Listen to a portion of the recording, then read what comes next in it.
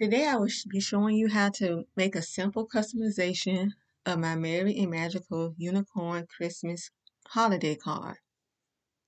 So you see the front reads, wishing you a Merry and Magical Christmas. The inside of the card, may you marvel in wonder and excitement this holiday season. Love, Clara. In the back of the card features a Christmas ornament. So to personalize the template, right here where you change your name, you just simply type your name. And this video is a very simple customization, but I will get into more detail concerning other customizations, such as adding photos or changing colors.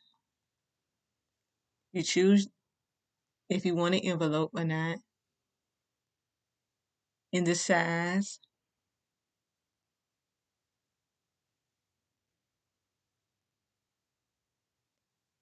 and the paper type. And you can also choose orientation if you want it horizontal or vertical. And you can remove the designer Zazzle credit